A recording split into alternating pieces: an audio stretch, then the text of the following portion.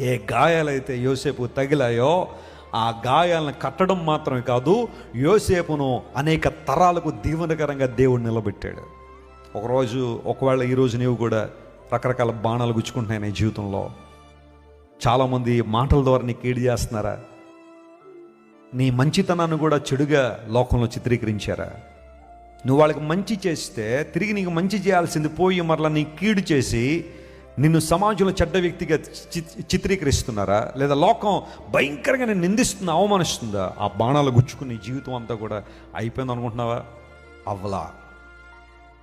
ఏదైతే నీ జీవితంలో ఎండింగ్ పాయింట్ అనుకుంటున్నావో అదే నా దేవునికి స్టార్టింగ్ పాయింట్ అవుతుంది.